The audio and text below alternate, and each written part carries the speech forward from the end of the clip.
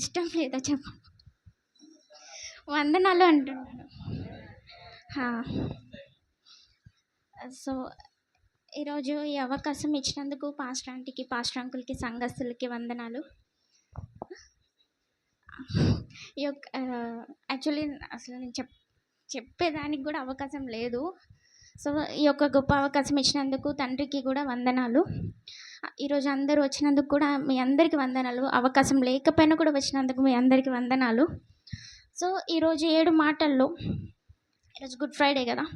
So, good Friday అంటే ఎంతో ప్రాముఖ్యమైన దినం మనకి. బట్ అందరికీ తెలియదు గుడ్ ఫ్రైడే అంటే ఒక ఫెస్టివల్ అనుకుంటున్నారు. ఈరోజు మార్నింగ్ కూడా హ్యాపీ గుడ్ ఫ్రైడే అని అంటున్నారు నాతోటి. బట్ ఈరోజు ఎంతో దేవుడు మన కోసం సిలువలో పొందిన త్యాగాలను బట్టి మనం ఈరోజు 7 మాటలు మాట్లాడుకుంటున్నాము. మొదటి మాట నాకు ఇచ్చారు మాట్లాడమని. బట్ ఏమైనా తప్పు మాట్లాడితే ఏమనుకోవద్దు. సో, లూకా సువార్త 23:34. యేసుక్రీస్తు వారు సిలువలో ఉన్నప్పుడు తండ్రిని ప్రార్థిస్తారు. తండ్రి, వీరేమి చేయుచున్నారో వీరికి ఎరుగరు కనుక వీరిని క్షమించమని చెప్పాను. ఎందుకు ఆ మాట అంటారో తెలుసా? ఎందుకు తండ్రిని అడిగారో తెలుసా యేసుక్రీస్తు వారు సిలువలో?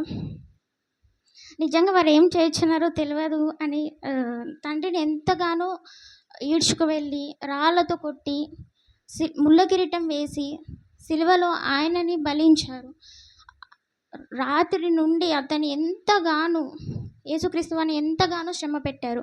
అయినా అతను ఇంత కూడా కోపపడకుండా, యేసుక్రీస్తు వారు కోపం తెచ్చుకోకుండా ఆ నొప్పిని భరిస్తూ ఆ త్యాగం పొందుతూ కూడా తన తండ్రి, వీరు ఏం చేయుచున్నారో వీరికి తెలియదు, వీరిని క్షమించమని ఎంత గొప్ప మాట ప్రార్థిస్తారో తెలుసా? సో, మనకైతే అట్లాంటి మనసు రాదు. మనల్ని ఎవరు నొప్పించినా కానీ, బాధించినా కానీ మనం వీళ్ళని క్షమించాలి అనే మనస్తత్వం మనకి ఉండదు. సో, మనం కూడా దేవుని పోలి జీవించాలి అండి. ఎందుకంటే క్షమాపణ అనేది ఎంతో గొప్ప విషయం. మనం ఎవరిని క్షమించకపోయినా కూడా అది ఒక పాపం కిందనే.